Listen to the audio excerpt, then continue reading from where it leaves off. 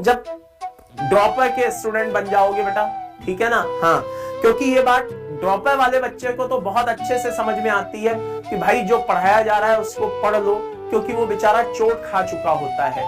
लेकिन जो 12th का बच्चा होता है ना बेटा, हाँ, वो क्या है, थोड़ा सा हवा में उड़ रहा होता है, तो उसको इस तरह से ये सारी बातें, ज्ञान की प्राप्ति जो है ना बेटा, वो नहीं हो पाती है पूरी।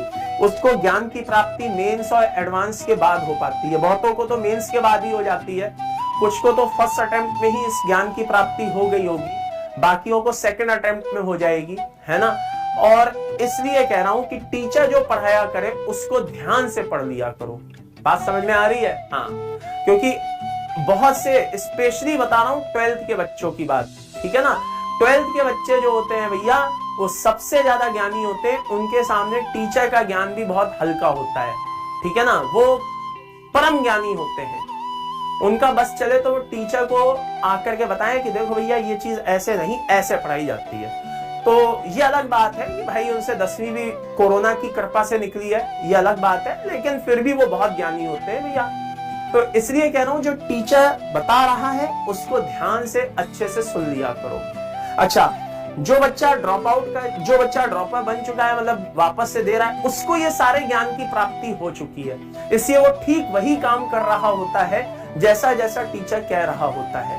तो इसलिए मैक्सिमम नंबर ऑफ स्टूडेंट्स का जो सिलेक्शन होता है वो ज्यादातर ड्रॉपर बैच से होता है, ज्यादातर। अच्छा, अब जो पढ़ने वाला बच्चा होता है, जो फालतू की नेतागिरी में फंसता ही नहीं है ना, वो क्या होता है, वो 12th के साथ ही निकल लेता है। तो 12th के साथ यूजुअली रैंक आती है, 12th से यूजुअली क्या आती है, रैंक आती है, क्योंकि पढ़ने वाला बच्चा इन सब चीजों को ध्यान ही नहीं रखेगा ना। हाँ, उसको इन सब चीजों से मतलब ही नहीं है।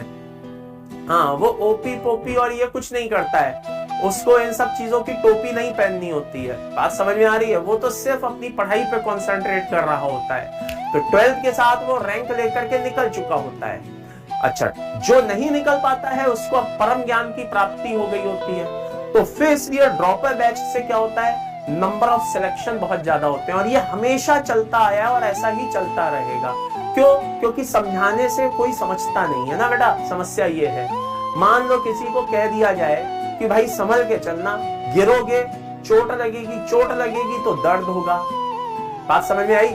हाँ, लेकिन फिर भी इंसान अपनी स्पीड में चलेगा और फिर गिरेगा, फिर जब चोट लगेगी, दर्द होगा, तभी उसके समझ में आएगा कि हाँ यार सही कहा था, गिरने पे चोट लगती है और चोट लगने पे दर्द होता है ना। कई देखते हैं, मैं देखता हूँ कई जो है ना, सस्ते जो जॉन इब्राहिम है, सड़क पे घूमते रहते हैं, बाइक चलाते रहते हैं, खूब हटाएं सटाएं, है ना।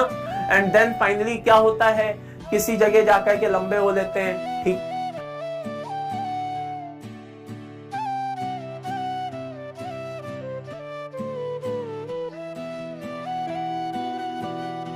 तब उनको समझ में आती है कि हाँ भाई इस तरह से बाइक नहीं चलानी चाहिए।